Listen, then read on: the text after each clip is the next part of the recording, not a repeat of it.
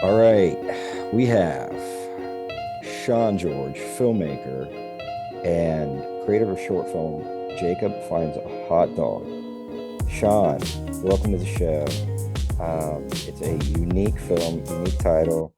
I imagine the creators likewise unique. Thank you for being a show. Would you like to introduce yourself and the film anyway? Yeah. Hey, thanks, Kostya. So yeah, I'm Sean George. I run a small little company called Heckler Films out of Los Angeles.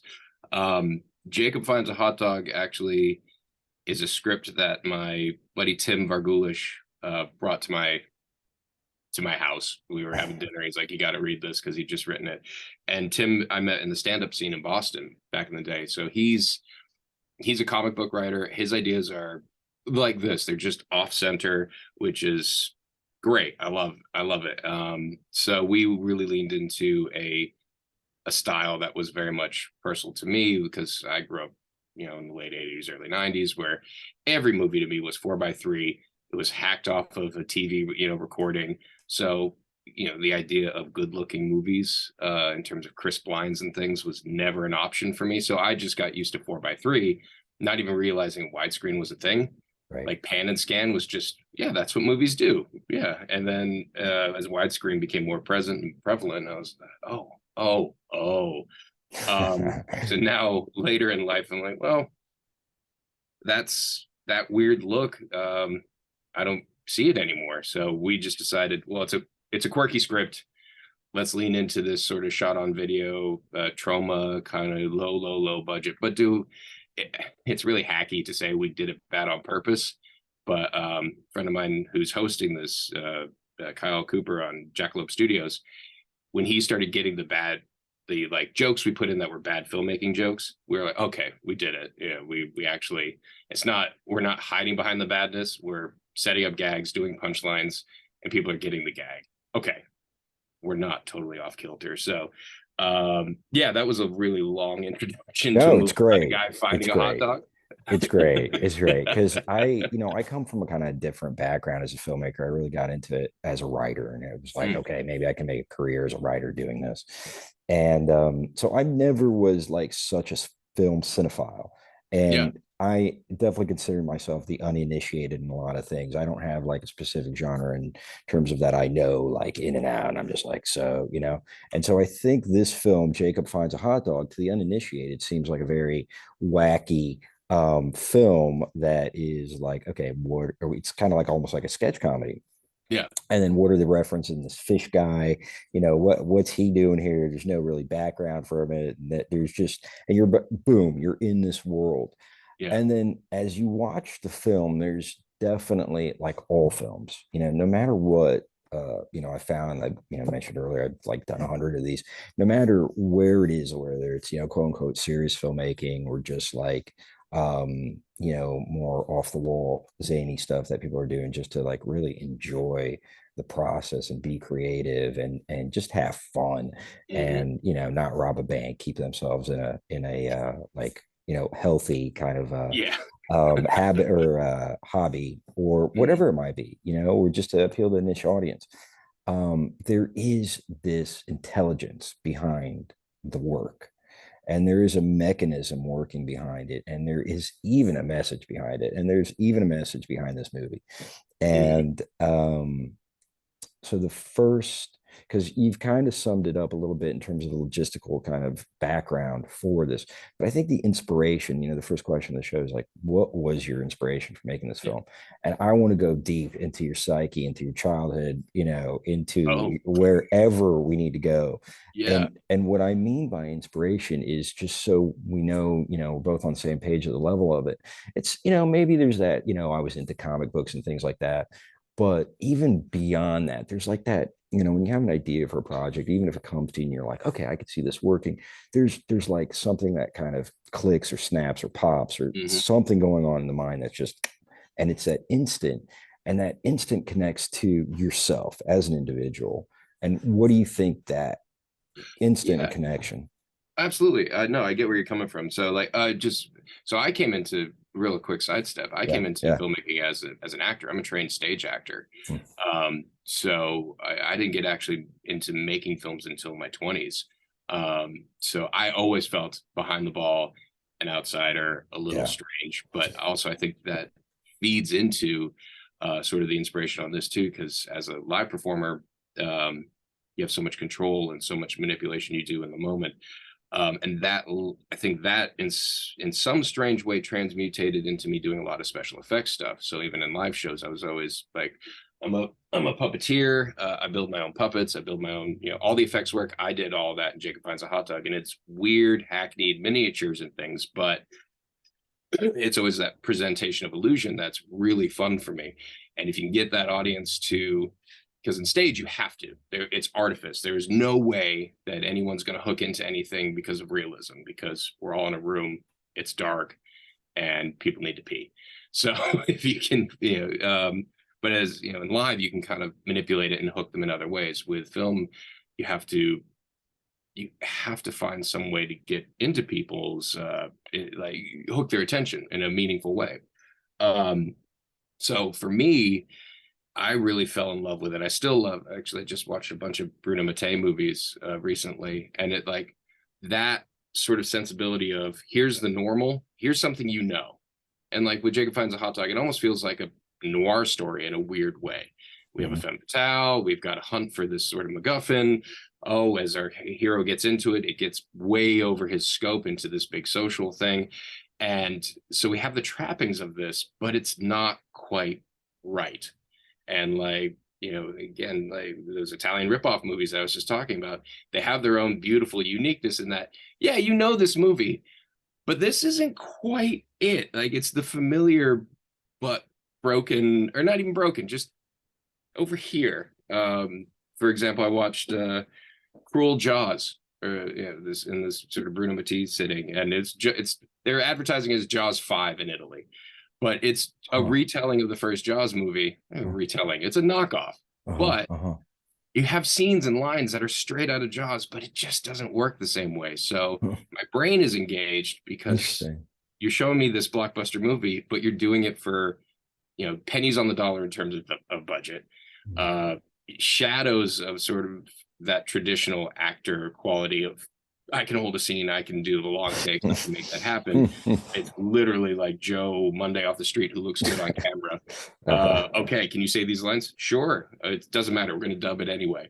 And that sort of rough and tumble process. And that's the other thing too, that I think 𝙁𝘼𝘾𝙊 process itself is so important, because that's the part I love. And as a stage, somebody with a stage director or stage actor background, all we had was the process. All we had was the work together. So the final product is the extension of that. Whereas film, there's so many technical details added, and you find yourself a little removed from it. Matter of fact, first time I saw a film I made, and it was a 500-seat theater, and I'm like, okay, we're gonna screen this. It was awful to me.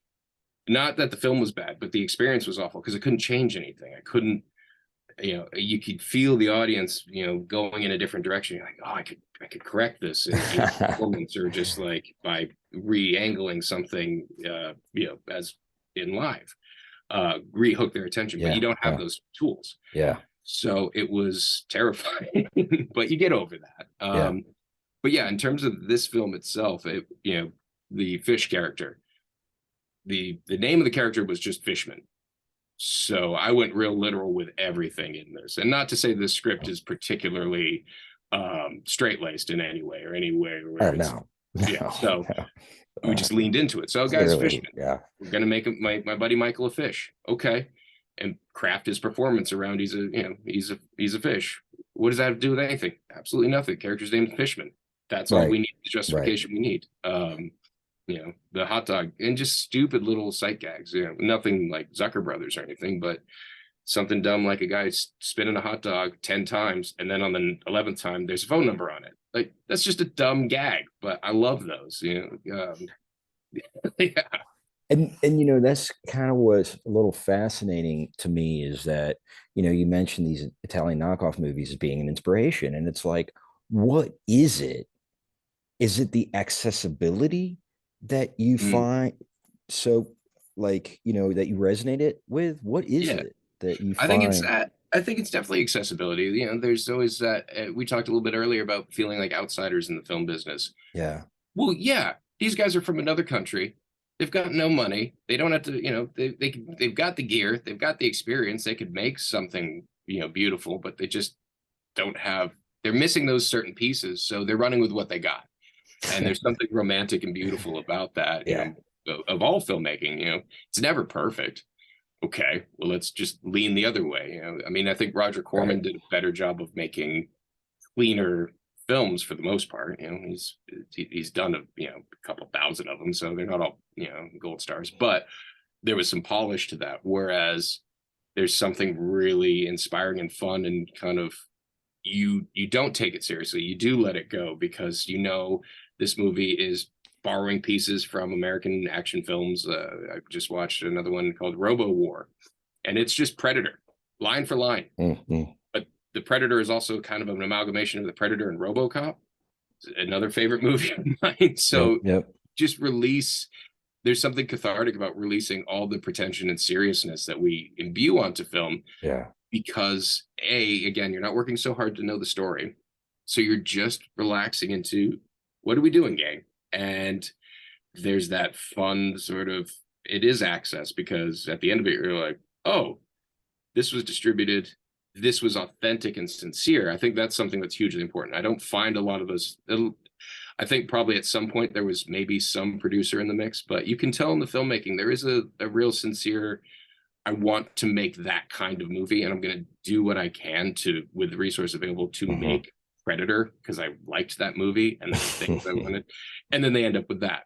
So I think that's the key of it too, is that sincere authenticity. Whereas there's tons of studios now that are just kind of, okay, well, there's a blockbuster out, we're going to do a really, really cheap thing just to capture the heat. I mean, a lot of these movies came out way later, talking about these Italian movies. So it is this weird, oh, I'd like to, let's just go. That's great. Yeah, that's great. And we should all aspire to that, even if Yeah. you are a filmmaker who wants to make very hard-hitting dramas. It doesn't need to be comedic.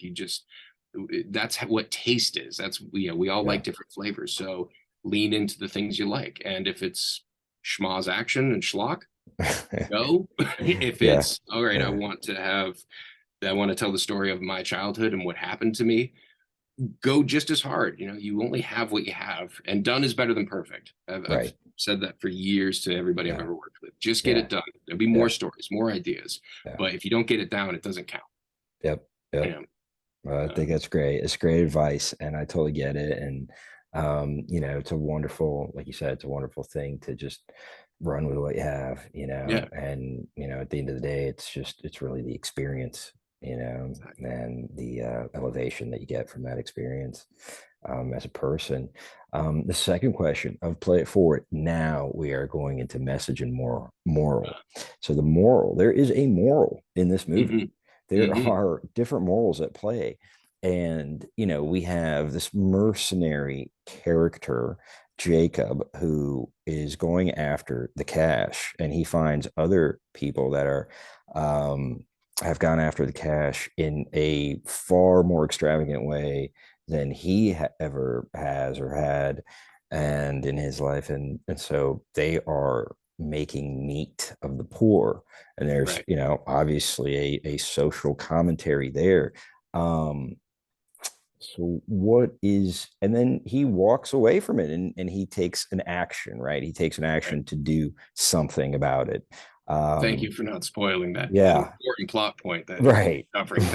Right. You're welcome. You're welcome. I want people to watch this and figure it out for themselves, but it is a mystery. So that said, I mean, what's your feeling, if you were pressed to get serious and kind of, dissect the psychological narrative, how would you do that? What would you say the moral plot is? I mean, you have to do, it is just part of the work to sort of find themes and find hooks. So with that Jacob character, I think you did hit the nail on the head. I wanted to create this character who is, well, I guess it's an extension of me and a lot of us, where we're just kind of going with the flow. Jacob doesn't make a lot of active choices until that end, and he's very he's presented with something. He doesn't take a lot of time to evaluate. In that first scene with his buddy's wife, Yep. she just closes her eyes, sends a message, and he just goes, not really paying attention to how it affects anybody else, which we use as a comedic tool. Absolutely. You know, we have this sort of classic bumbling protagonist with those shades of noir that I was talking about earlier. But yeah, when he gets to actually, because he still does reap the benefits of the wealthy that he encounters. But yeah, I think there is that sort of moment of, I'm in over my head. They've gone too far with an ideology around wealth acquisition. Yeah, I'm going to back off. He's still gonna, he doesn't, it's not long enough of a film for him to have an actual character change. So we just see the beginnings of him maybe thinking about something on a grander scale. And I think thematically, and then there's also this for me too, and it might be because these are personal friends of mine in the cast, but the character of Fishman coming back to save his friend at the end, like, does show this value of, even though we have this weird little cliffhanger and this funny little cliffhanger at the end, he's come back to check in on his friend. So even this really kind of unlikable protagonist, people still care. And coming back at the end to save him, I think is just as big of a moment. Yeah, I think it's really great that you mentioned both of those things because, you know, as I said, it's like it's such a, you know, for me, like to get, you know, something that's inspiring as far as doing these shows is to get to actually talk to the actual person who made this thing and being like, what's up? What is this? You know what I mean? Why would you do that? Yeah, why? And so it's so cool because it's like, yeah, he is a hero. Jacob maintains his herohood and then really elevates himself as a hero at the end. And you know, those heroic themes are something we resonate with as humans. And I think that morality isn't necessarily something that's so much, there is a piece of morality that seems to be emerging in my like awareness as just a biological product. You know, Yeah, for us to have survived as humanity, we've got to have had to work together. yeah, And that those social so connections are so important to so survive. vital. Yeah. Yeah, so vital. And we need them. We need friendship. We need all these things and, you know, these positive ways to reinforce and contribute to each other's growth and healing and, Yeah. you know, you name it. So, and that is seen on the screen as heroism, you know, when we see that. And That greater so, good. yeah, Yeah, exactly. exactly. So and both of those things, you know, Jacob making the decision that he does, walks away from it, and then, you know, his friend coming back to Yeah. find him is a great point.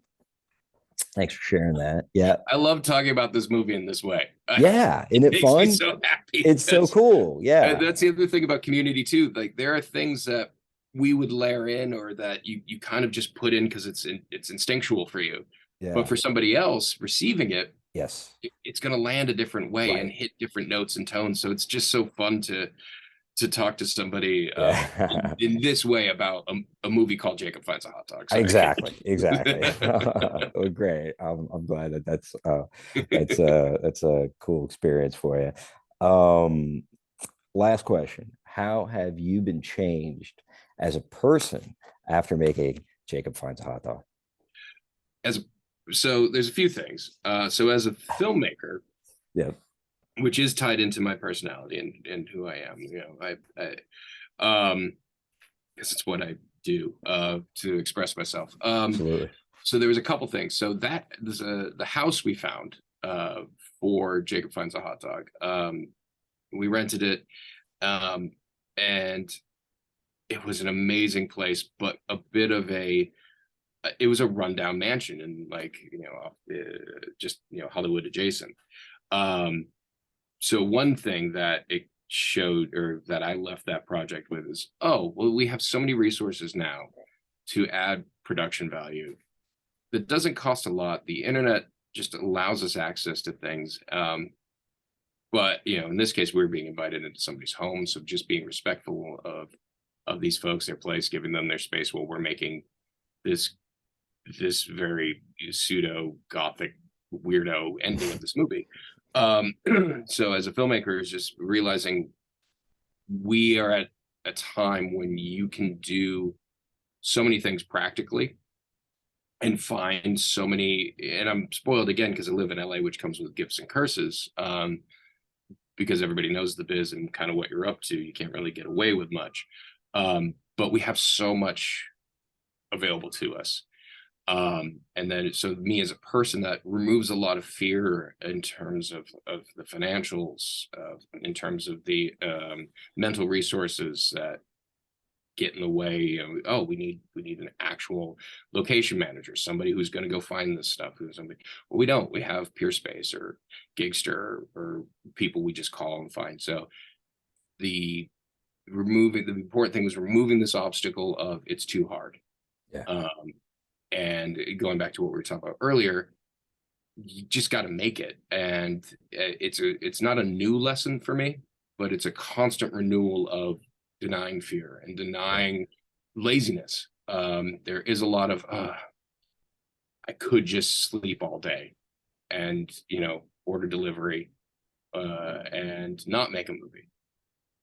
Okay, well, a week down the line, how you gonna feel about that? And so even if it's big, small, something in between, refining your craft or just getting a story out, there's a big thing of that too, just going and getting that story off. There's so many scripts and so many stories and so many little shorts I've made that I probably shouldn't have at the time. And looking back, like, oh, better. It's tough because you go through, I'm a better filmmaker now, could have made that movie better now with the same resources. But you're also, well, I wouldn't be the filmmaker I am now, of course, if I didn't do that then. Of course. So learning that, continuing to learn and reinforce and solidify that foundation of just go. And that has bled into my personal life, into my sort of job, money-making life, my day job kind of deal, where, and everybody loves that. People can get into that. If you kind of hang back, folks don't understand you. If you're just front and forward and I don't mean this in a malicious way. If you just be forward with your intentions and don't do any harm to anybody and find joy where you can, people gravitate towards that. And if the point is connection and sharing, you have to be out front. Otherwise, you're doing an in-person version of an Instagram scroll, and we all know what that feels like. It's not great. And as creatives, it's our, this is kind of hokey, but it's true. It's not even being like on the avant-garde of something. It's just present, do a type 5. What's a type 5? In stand-up. So type 5 is like a type 5-minute set that you've kind of, you've got down, go and present it. I see. Got it. So got it. Just go, play along the way. It's going to get better. And so it's weird because, just talking through this, and now this has turned into a real rambly answer. This is the show, this is psychology of the creator. There you go. So it's a weird thing to be a creator and a creative and being out and whether you're doing my variety shows, I used to put those in LA, to constantly have to remind yourself to be bold and not take it for granted. It's strange, like to summon the courage to do something you can do. Or even more so that you think you can do, but you've never done, and maybe you can't do it. Yeah. But you're going to try it anyway. Exactly. And it's not knowing you can do it. I think that's the big thing. It's like, I think I can. Like you said, why not? I could piece this together. Yeah, let's go. Yep, exactly. Then you end up with a movie like Robo War, and it's great. And somebody's moved by it. Somebody connects to it. Somebody has some fulfilling experience with it, and that resonates on levels. And it may start on like, well, okay, I'm just having fun, and this is weird and so interesting, and then it kind of progresses into, oh, well, here's a reinforcement of the hero's journey. Exactly. And I think it's really interesting, when you were talking, it's like, it sounded like you're in LA, and I have been and am based and was for many, many years in New York City. So there's such, and like you said about LA, and what I think that you're saying is, the curses and pros, it's like there's such a competitiveness Mhm. in anything, Yeah, any business there. And then in film, there's a type of competitiveness. And then in New York, it's probably very similar. In LA, oftentimes when you meet somebody, the first three questions are, where do you live and what do you do? yeah, And a part of that is interest. We are all interested. People do so many interesting things. And then a part of that was, how can you help me? And can we network? And is there something, right. and I think, the upfrontness of just saying, oh, all right, you do this. Well, do you need this? Because Yeah, I do this. You know what I yeah. mean? Let's just cut to that part. Yeah. And if not, oh, all right, well, All do you want right. to talk about something else if we're standing next to each other at this party, or you know what I mean? Exactly. Yeah. What else is popping? And I'm the because it's very hard to be part of that networking shuffle and very, the business of it. I've, for whatever reason, done a lot to avoid making my money off my art. Um, so because it's hard, and it's very difficult to maintain that sense of, oh, this is wholly mine. But then I find a lot of the stuff you're talking about too, where folks are very, okay, how can you help me? But you also meet a lot of folks who are just eager to jump in the mix, and it's a wonderful Uh-huh. thing. Yeah. It's so great, when you're just, oh yeah, I make shorts, or we're doing a feature or whatever, and you're just kind of talking about, oh, well, I do this, Yeah. Need or some help? like, Yeah. yeah, you need some, or I work for a juice company. We were doing a Yeah. film, and one of the actors is a PR person for a juice company. So she's like, can we just not sponsor the movie, but just bring a bunch of stuff and get photos of taking, Oh, that's having the great. drinks? Like, Yeah. yeah, come Yeah. on. Yeah. So Yeah. just being open to those things. Exactly. And the transparency about the whole thing is what, keeps it from Yeah, not getting weird. exactly. Because, you oh know, yeah, no, we're totally building a friendship, but I'm only talking right. to you because I need juice. Like, come on, Right. like, Right. and it will all work out It regardless. all works out. Yeah, it's yeah, you're gonna end up with something in the can. It's Yep. gonna be Yep. Yep. Sean George, filmmaker. In this particular dialogue, we've been talking about Jacob Finds a Hot Dog, nominated by Craig Hamill. Thank you so much. I great. feel like leaving, before we leave, are there any parting thoughts that you have? Um, just to nail the point that we were talking about earlier, done's better than perfect. Just Yeah, go. Be shameless. that's it. Just Yeah, go. yeah. Awesome. All right, Kostya, Craig thank you. Hamill, you're welcome, man. It was a pleasure. Thank you so much for being on the show.